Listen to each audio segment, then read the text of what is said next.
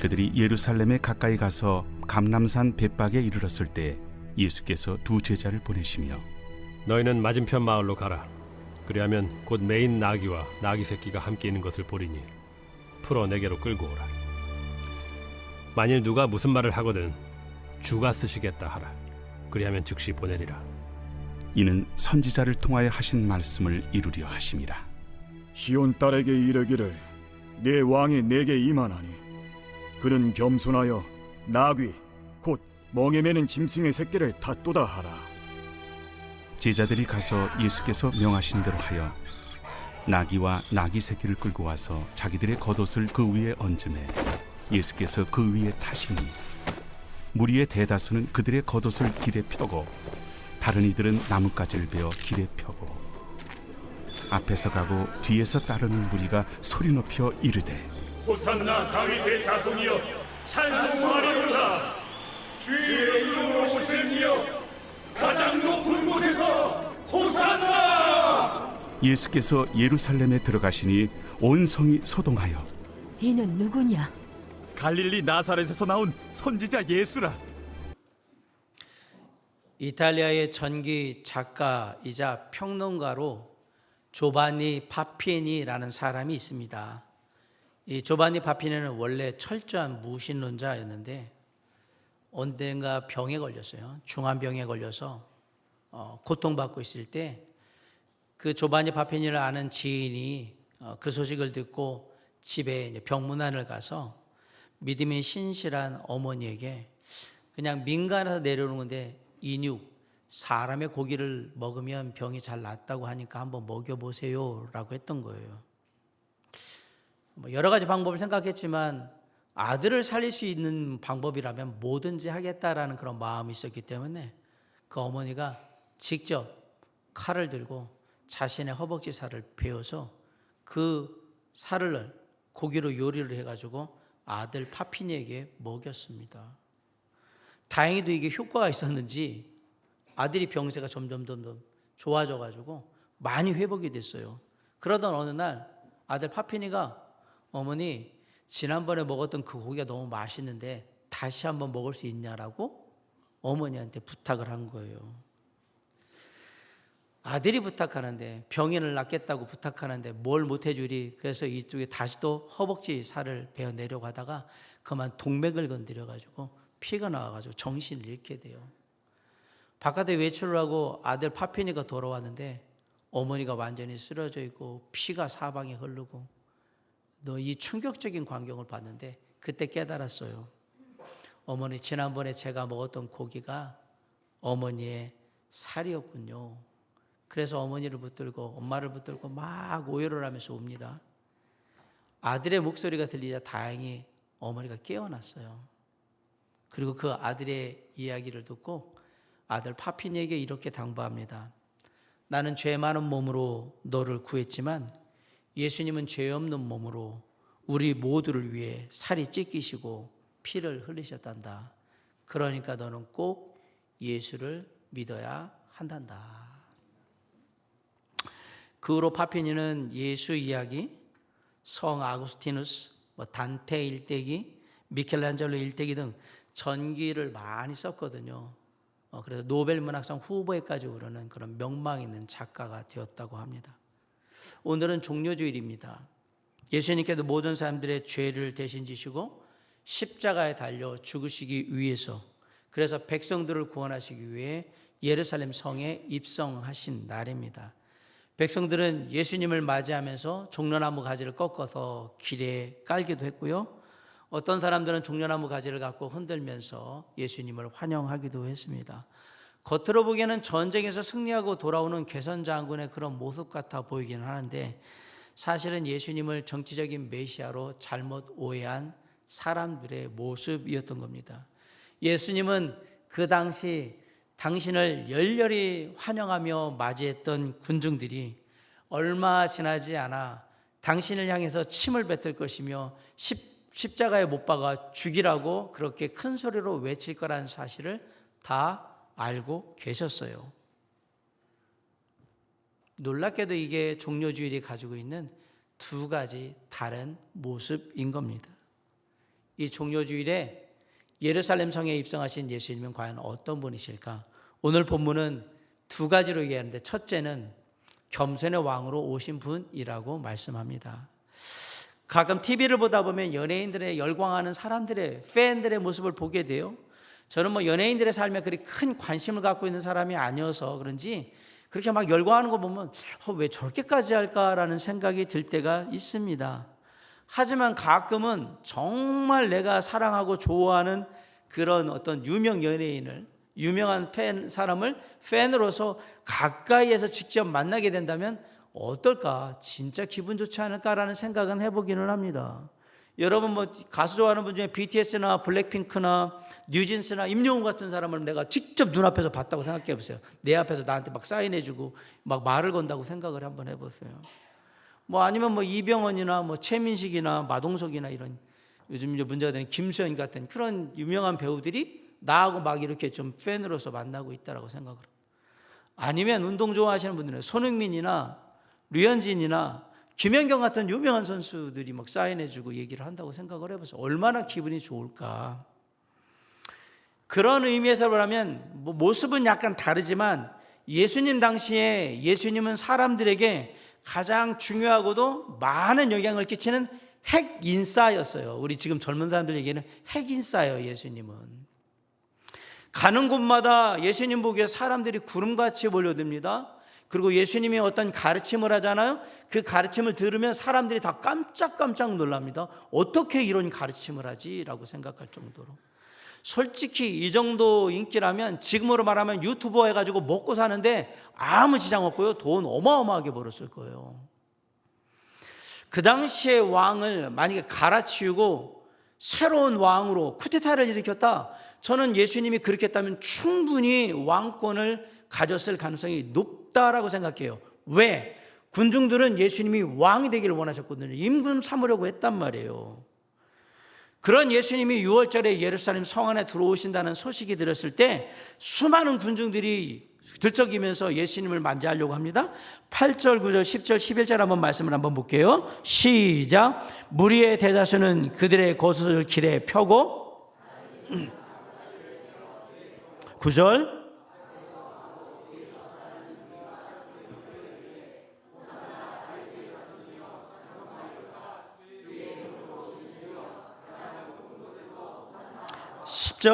예수께서 예루살렘에 들어가시니 온 성이 소동하여 이르되 이는 누구냐 하거늘 11절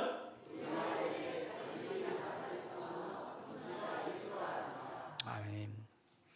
예수님이 예루살렘 성에 도착하자 큰 소동이 벌어졌습니다.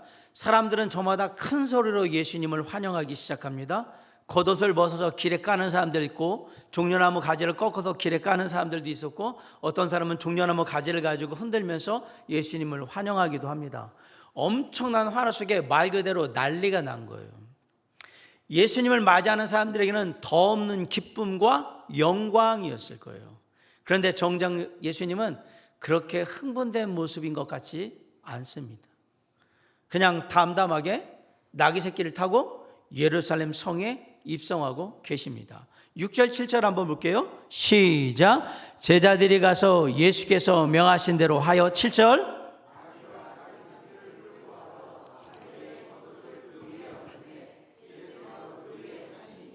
이렇게 나귀 새끼를 타고 예루살렘 성에 입성하시는 주님의 모습은 구약의 예언이 그대로 성취되는 모습이었어요. 4절 5절 한번 볼게요. 자, 시작. 이는 선지자들을 통하여 하신 말씀을 이루려 하심이라. 일러스되 5절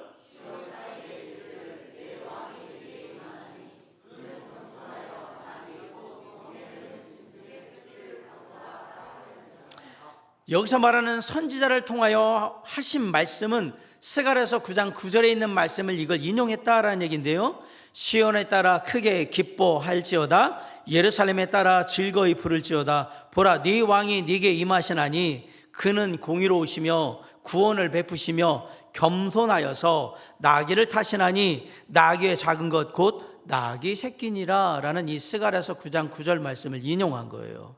스가랴 선지자는 나귀를 타고 입성하시는 예수님의 모습을 뭐라 그러면 겸손하여서 나귀를 타셨다라고 지금 얘기하고 있어요. 우리가 아는 예수님을 표현하는 여러 단어 중에 대표적인 말이 뭐냐면 겸손이라는 말입니다. 예수님은 말 그대로 겸손의 왕이십니다.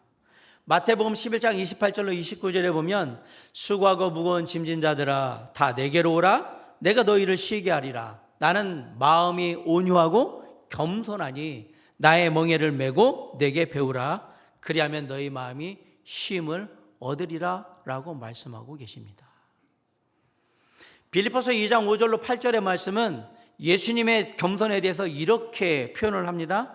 너희 안에 이 마음을 품으라 곧 그리스도 예수의 마음이니 그는 근본 하나님의 본체시나 하나님과 동등됨을 취할 것으로 여기지 아니하시고 오히려 자기를 비워 종의 형체를 가지사 사람과 같이 되셨고 사람의 모양으로 나타나사 자기를 낮추시고 죽기까지 복종하셨으니 곧 십자가에 죽으심이라.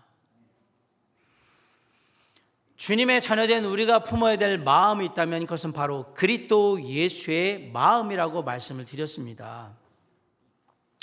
20세기의 성자라고 불리는 알버트 슈바이처 박사님은 아프리카 지역의 가봉이라는 곳에 병원을 세우고 죽어가는 사람들을 살리는 의술을 펼쳤던 사람입니다. 생명을 살리기 위해서 후원금을 모금해가지고 병원을 유지하긴 했는데 너무나도 힘들었어요. 유지 자체가 힘들 정도예요. 그래서 한 번은 자신의 고향인 알자스라는 곳에 후원금을 모금하기 위해서 갔어요. 이미 이제 유명해졌기 때문에 슈바이처 박사님 그럼 아주 유명한 분이었기 때문에 이제 고향역으로 이제 기차를 타고 가는데 마침내 많은 사람들이 진짜 수많은 사람들이 이 슈바이처 박사님을 영접하기 위해서 기차역에 다 와 있는 거예요. 마침내 열차가 도착했습니다. 사람들이 1등석 칸 있는 쪽으로 막 가가지고 슈바이처 박사님이 나오길 바라면서 저 보고 있는데 한 사람 한 사람 1등석에 있는 손님들이 나오는데 안 나오는 거예요. 그리고 다 나왔는데 슈바이처 박사님이 거기 없어요. 이 기차 안 타셨나? 어디 가셨지? 근데 놀랍게도 뒤에 웅성웅성거려요. 그래서 딱 보니까 뒤에 맨 끝에 있는 가장 안 좋은 3등 칸에서 박사님이 나오고 있는 거예요. 그래서 사람들이 막 뛰어가가지고 물었어요. 박사님, 왜 1등 칸을 안 타시고 3등 칸을 타셨어요? 라고 물어봤더니 이 기차에는 4등 칸이 없어서 3등 칸을 탔습니다. 라고. 슈바이처 박사님은 더 낮은 자리가 없음을 아쉬워했던 거예요. 이러한 겸손한 모습이 알버트 슈바이처라는 사람을 위대한 사람으로 이렇게 알려지게 했다고 저는 생각합니다. 예수님은 하나님으로서 당신의 모습을 낮추신 겸손의 모습으로 이 땅에 오셨습니다. 그렇게 겸손한 모습으로 이 땅에 오신 예수님은 우리를 구원하십니다. 예수님의 겸손이 아니었다면 저와 여러분은 영영 구원받지 못했을 겁니다. 그래서 구원받은 우리 자녀들은 예수 그리스도의 마음을 본받아서 겸손한 삶을 살아야 합니다. 사탄 마귀는 언제든지 호시탐탐 우리의 삶을 완전히 망가뜨리기 위해서 우리를 건드리는데 어떻게 건드냐? 교만해지도록 건드립니다. 그렇게 유혹해요. 교만해질 수 있도록. 그럴 때마다 우리가 꼭 기억해야 하는 하나님의 말씀이 있습니다. 잠언 16장 18절 교만은 패망의 선봉이요 거만한 마음은 넘어짐의 앞잡이니라. 베드로전서 5장 5절은 이렇게 얘기합니다. 하나님은 교만한 자를 대적하시되 겸손한 자들에게는 은혜를 주시느니라.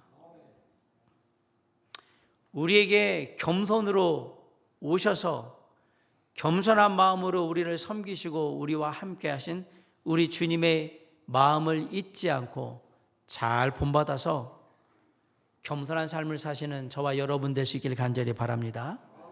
겸손의 왕으로 이 땅에 오셔서 우리에게 본이 되신 예수님처럼 늘 나보다 남을 낮게 여기고 주님의 겸손을 닮아 겸손하게 은혜를 나눌 줄 아는 저와 여러분의 삶이 종려주일에 이 땅에 오신 예수님의 모습이란 사실을 잊지 말고 겸손한 모습으로 살아가는 저와 여러분이 될 수 있기를 주님의 이름으로 간절히 축원합니다. 종려주일에 오신 예수님의 첫 번째 모습은 겸손의 왕으로 오셨다라는 사실이고요. 두 번째 모습은 화목제물로 오셨다라는 사실이에요. 앞에서도 말한 것처럼 예루살렘 성에 입성하는 예수님의 인기는 상상 그 이상이었습니다. 하지만 당사자인 예수님은 이 인기를 힘입어서 무슨 콘서트를 하려고 하는 것도 아니고 대권에 도전하려고 했던 것도 아니었습니다. 그러려고 예루살렘 성에 들어오신 게 아니거든요. 예수님이 예루살렘 성에 입성하신 단 하나의 목적은 아버지의 뜻을 따라서 십자가에 달려 죽으시고 죽은 지 3일 만에 부활하시는 거예요. 그게 목적이에요. 예수님은 당신이 죽으셨다가 부활하실 것이라는 사실을 제자들에게 여러 차례에 걸쳐서 말씀하셨어요. 마태복음 20장 18절로 19절에 보면 보라 우리가 예루살렘으로 올라가나니 인재가 대제사장들과 서기관들에게 넘겨짐에 그들이 죽이기로 결의하고 이방인들에게 넘겨줘 그를 조롱하며 채찍질하며 십자가에 못 박게 할 것이나 제3일에 살아나리라 라고 말씀하셨어요. 이렇게 예언된 말씀이 이제 이루어질 때가 된 거예요. 예수님은 제자들에게 당신이 사람들에게 조롱받고 채찍질 당하고 그리고 십자가에 못 박히게 될 거라고 구체적으로 고난당할 것을 얘기하셨어요. 그래서 예루살렘에 입성하신 예수님은 군중들이 막 흥분되고 열광되고 막 그랬지만 대조적으로 차분하고 조용하고 그냥 그렇게 당신의 일을 하신 거예요. 한번 생각해 보세요. 조금 있으면 나는 고난받고 십자가에 달려서 죽어야 돼요. 저 사람들이 기쁘고 좋다고 막 길길이 날뛰고 좋아한다고 내가 거기에 함께 할 수 있는 그런 입장이 아니에요. 나는 알고 있어요. 주님은 그냥 묵묵하게 당신의 길을 가고 계신 겁니다. 그렇게 아버지의 뜻에 따라 순종함으로 십자가의 대속물로 자신을 기꺼이 드리고자 지금 예루살렘 성에 입성하셨는데 주님의 이러한 길을 제자들이 막아서는 겁니다. 마태복음 16장 21절로 24절에 보면 이때로부터 예수 그리스도께서 자기가 예루살렘에 올라가 장로들과 대제사장들과 서기관들에게 많은 고난을 받고 죽임을 당하고 제3일에 살아나야 할 것을 제자들에게 비로소 나타내시니 베드로가 예수를 붙들고 항변하여 이르되 주여 그리 마옵소서 이 일이 결코 주께 미치지 아니하리이다. 예수께서 돌이키시며 베드로에게 이르시되 사탄아 내 뒤로 물러가라. 너는 나를 넘어지게 하는 자로다. 네가 하나님의 일을 생각하지 아니하고 도리어 사람의 일을 생각하는도다 하시고 이에 예수께서 제자들에게 이르시되 누구든지 나를 따르거든 자기를 부인하고 자기 십자가를 지고 나를 따를 것이니라 이렇게 말씀하신 거예요. 예수님께서는 당신이 가셔야 되는 사명의 길을 가시겠다고 말씀하셨는데 베드로는 절대로 그러시면 안 됩니다. 하시면 안 됩니다 라고 강하게 항변을 하는 겁니다.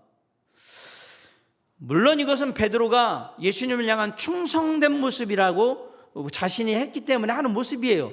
그런데 놀랍게도 예수님은 이런 베드로를 책망하셨어요. 그리고 제자들에게 뭐라고 했냐면 자기를 부인하고 자기 십자가를 지고 나를 따르라고 말씀하십니다. 이게 제자들이 가야 하는 길이었던 겁니다. 사랑하는 성도 여러분, 우리 모두에게는 각자 가야 할 길이 있습니다. 그런데 그 길은 그리 좋아할 만한 길이 아닙니다. 다른 사람들이 우리가 그 길을 갈 때 그렇게 부러워할 만한 길도 아닙니다. 그리고 누구나 뭐 마음만 먹으면 다 갈 수 있는 길이냐? 그렇게 갈 수가 없는 길입니다. 오히려 철저히 자기를 부인하고 자기 십자가, 즉 자기의 삶에 맡겨진 감당해야 될 것들을 오롯이 자신이 지고 가야만 하는 길인 거예요. 그 길을 오늘은 사명의 길이라고 부르고 있는 겁니다. 주님이 십자가의 죽으심을 통해서 구원하시는 것, 우리를 구원하시는 그 길이 사명의 길이라는 사실이에요. 그 길을 가시기 위해서 이 땅에 오신 거예요. 하나님이신 예수님께서 이 땅에 사람의 몸을 입고 오신 목적은 아주 분명합니다. 자기 백성을 그들의 죄에서 구원하시기 위해서. 마태복음 1장 21절에 아들을 낳으리니 이름을 예수라 하라. 이는 그가 자기 백성을 그들의 죄에서 구원할 자이심이라. 이렇게 예수님은 죄로 인해 하나님과 멀어진 이 땅의 사람들을 죄의 문제를 해결해 주시기 위해서 화목제물로 이 땅에 오신 거예요. 골로새 1장 20절로 22절에는 그의 십자가의 피로 화평을 이루사 만물고 땅에 있는 것들이나 하늘에 있는 것들이 그로 말미암아 자기와 화목하게 되기를 기뻐하심이라. 전에 악한 행실로 멀리 떠나 마음으로 원수가 되었던 너희를 이제는 그의 육체의 죽음으로 말미암아 화목하게 하사 너희를 거룩하고 흠없고 책망할 것이 없는 자로 그 앞에 세우고자 하심이라. 하나님 아버지께서 예수 그리스도를 이렇게 화목제물로 삼으신 것은 전적으로 저와 여러분을 사랑하시는 하나님의 사랑 때문입니다. 요한일서 4장 10절에 사랑은 여기 있으니 우리가 하나님을 사랑한 것이 아니요 하나님이 우리를 사랑하셔 우리 죄를 속하기 위하여 화목제물로 그 아들을 보내셨습니다. 아무 자격이 없는, 아무 공로가 없는 우리를 사랑하셔서 독생자 예수 그리스도 하나님을 이 땅에 보내주신 겁니다. 그런데 그런 우리를 향한 하나님의 사랑은 너무 크신 사랑이라서 세상의 그 어떤 것도 하나님의 그 사랑을, 우리를 향한 사랑을 끊을 수가 없다라고 얘기합니다. 로마서 8장 38절로 39절에 내가 확신하노니 사망이나 생명이나 천사들이나 권세자들이나 현재일이나 장래일이나 능력이나 높음이나 깊음이나 다른 어떤 피조물이라도 우리들 그리스도 주 예수 안에 있는 하나님의 사랑에서 끊을 수 없으리라.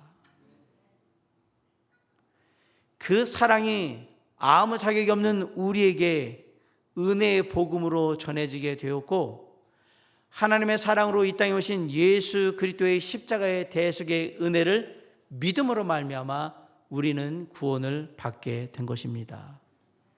우리의 구원은 오직 주님이 주시는 믿음 안에서 일어난 일들이에요. 우리의 행위나 노력으로 이루어지는 일들이 아니라는 사실이에요. 그래서 에베소 2장 8절로 9절은 우리의 구원에 대해서 이렇게 말했던 거예요. 너희는 그 은혜에 의하여 믿음으로 말미암아 구원을 받았으니 이것이 너에게서 난 것이 아니요 하나님의 선물이라. 행위에서 난 것이 아니니 이는 누구든지 자랑하지 못하게 함이라. 그런데 여전히 이단들은 행위나 수고나 노력으로 우리의 구원을 이루어야 한다라고 가르치면서 아직도 활개를 치고 있습니다. 비유를 알아야 구원을 받는다고 얘기하고 유월절을 지켜야 구원을 받는다고 얘기를 하고 우리 스스로가 온전함을 이루어야 구원을 받는다고 얘기하죠. 죄에서 거듭남의 비밀을 알아야 구원을 받는다고. 내가 주님 앞에서 하나님 앞에서 죄인이고 죄인된 나를 위해서 예수 그리스도께서 하늘의 보좌를 버리시고 이 땅에 오셔서 저와 여러분의 모든 죄를 지시고 십자가에 달려 죽으심으로 우리의 모든 죄값이 다 치러졌고 그것을 성경대로 믿는 모든 하나님의 자녀들은 다 구원받는다는 사실을 믿으면 되는 겁니다. 이게 뭔 비밀이고 이게 뭐가 어려워요?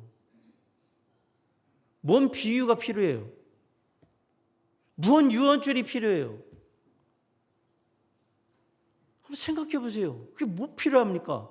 성경대로 그냥 믿으면 되는 건데. 놀랍게도 모든 이단들은 예수 그리스도의 은혜에 의하여 믿음으로 이루어지는 구원을 다 부정합니다. 놀랍게도 이것은 예수 그리스도께서 완성하신 구원을 부인하는 것이고 또한 저와 여러분을 구원하시기 위해서 예수 그리스도께서 십자가에 달려 흘리신 보혈과 죽으심을 하찮게 생각하는 짓거리인 거예요.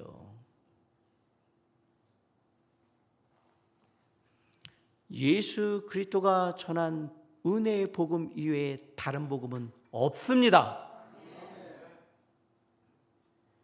예수 그리스도라는 이름 이외에 그 어떤 이름도 구원을 우리에게 줄 수 없습니다. 사도행전 4장 12절에 다른 이로서는 구원을 받을 수 없나니 천하 사람 중에 구원을 받을 만한 다른 이름을 우리에게 주신 일이 없습니다. 분명히 말했잖아요. 예수 그리스도만이 길이요 진리요 생명이며 예수 그리스도를 통하지 않고는 그 누구도 하늘의 아버지 하나님 아버지 천국에 갈 수 없습니다. 성령으로 천국에 간다고요? 못 갑니다. 하나님 아버지로 간다고요? 못 갑니다. 반드시 예수 그리스도를 통해야만 하나님의 나라에 갈 수 있는 것입니다. 누가 그렇게 가르칩니까? 하나님이니까 다 똑같다고요? 아닙니다. 성경은 분명히 얘기했어요. 예수 그리스도를 통하지 않고는 못 간다라고 했습니다. 왜 그럴까요? 왜 예수 그리스도만이 우리의 유일한 구원자가 되실 수 있는 걸까요? 간단합니다. 우리의 죄와 허물을 용서하시기 위해서 화목제물로 드려진 분은 오직 한 분, 예수 그리스도 한 분밖에 없기 때문에 그렇습니다. 지금부터 제 얘기를 잘 들으세요. 저는 지금 이 한국 땅에서 자기가 메시아 하나님이라고 말하거나 자기가 성령 하나님이라고 말하거나 자기가 하늘아버지 천부라고 말하거나 그렇게 말하는 이단의 교주들이 지금 즉시 기꺼이 채찍질 당하고 심한 고난 당한 후에 십자가를 지고 언덕에 올라가서 여기에 손과 발에 못이 박혀가지고 십자가에 매달린 채로 창에 찔려서 물과 피를 다 쏟은 다음에 죽게 된다면, 그렇게 메시아적인 모습을 보인다면 지금까지 제가 했던 얘기 다 다시 생각해 볼게요. 지금 당장 그렇게 할 수 있다면 여러분에게 묻습니다. 이 교주들이 그렇게 할 거라고 생각하십니까? 진짜 자신 목숨을 버려가지고 뭐라고 할 거냐면 현행법상 위법이기 때문에 못한다고 얘기할 겁니다. 나는 아직 할 일이 많이 남았기 때문에 더 많이 한 다음에 내가 그렇게 죽겠다라고 또 사기를 칠 겁니다. 죽기 싫어가지고 수억 원씩이나 되는 약 먹고 비싸다는 치료는 다 받고 매달 건강검진 받고 그렇게 살기 위해서 발버둥 치는 이런 자들이 과연 이런 일을 할 수 있겠는가 생각해 보세요. 이 땅의 쾌락을 누리고 마음껏 즐기고 싶어서 젊은 여자들을 농락하는 이러한 교주들이 과연 그렇게 할 수 있겠는가 한번 생각해 보십시오. 성도들 헌금 모아가지고 그 많은 헌금들 다 자식들 뒷바라지에서 사업자금으로 몰래 뒤로 빼달리는 이런 교주들이 과연 십자가에 달려 죽을 수 있겠는가 한번 생각해 보십시오. 그들이 할 수 있겠나?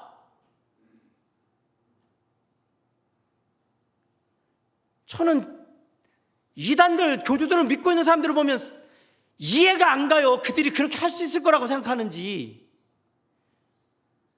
정말 어리석은 거 아닙니까? 아까 얘기한 대로요. 현행법상에 십자가에 달리는 건 안 됩니다, 여러분. 아직 할 일이 너무 많았어. 그리고 또 얘기하겠죠. 저는 메시아, 초대교회 당시에 메시아로 온 메시아가 아니기 때문에 그렇게 안 죽는다고 십자가를 안 죽기 싫어서 이 땅에서 더 누리고 살고 싶고 즐기고 싶어서 별의별 짓거리를 다 하는 인간들이 과연 그렇게 죽겠냐라고 한번 생각해 보십시오. 그런데 예수님은 단 33세에 그 창창한 나이에 십자가에 달려 죽으셨습니다. 예수님이 할 일이 없어서, 만날 사람이 없어서, 외로워서 그래서 십자가에 달리셨습니다. 얼마든지 제자들하고 사람들하고, 아까 제가 얘기했잖아요. 이만한 인기면 먹고 사는데 아무 지장 없어요. 즐길 거 다 즐기고 할 거 다 하고 그러고 살다가 이제 좀 말도 좀 어느라고 뭐 보이는 것도 그러고 한 번 정도, 지금 정도 한번 십자가에 달려 죽는 거 한번 생각해 볼까? 나이 들어서 하도 못해 뭐 80대에서 90대에서 그럴 수도 있는 거 아닙니까? 뭐하러 일찍 죽습니까? 아니 이단 교주들은 지금 뭐 80세, 90세, 100세 막 영원히 살려고 아주 그 난리를 치고 있는데, 그럼 이단 교주들만 그렇습니까? 아니면 세상 사람들 보세요. 죽기 싫어가지고 난리를 치고 있는데 왜 예수님은 33세에 돌아가셔야 되느냐? 이 한번 생각해 보세요. 여러분 왜 그래야 합니까? 왜 예수님은 33세 돌아가셔야 됩니까? 40, 50, 60, 70, 80, 90대에서 돌아가시면 안 되는 겁니까? 그런데 왜 하나님의 계획은 33세시며 왜 예수님은 그때 하나님의 계획대로 하나님의 아버지의 말씀대로 그대로 돌아가셔야 되냐라는 얘기예요. 왜 그러셨을까요? 예수님은 하나님의 계획대로 33세 반대에 서서 십자가에 화목의 제물로 돌아가셨어요. 일찍. 왜 그러셨을까?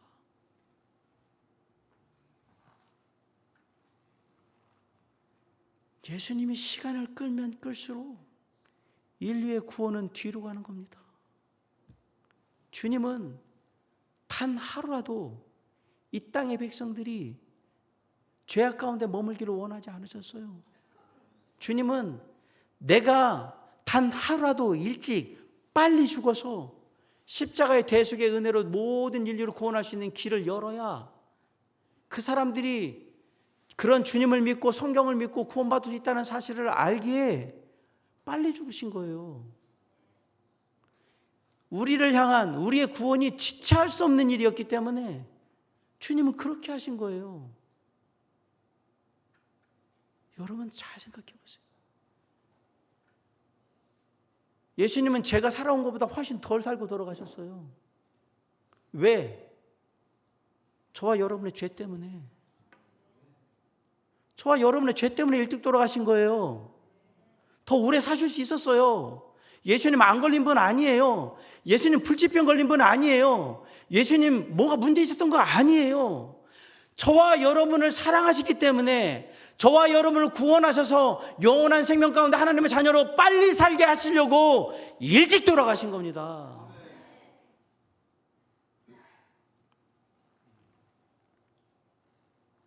그게 화목제물로 이 땅에 오신 예수님의 모습입니다.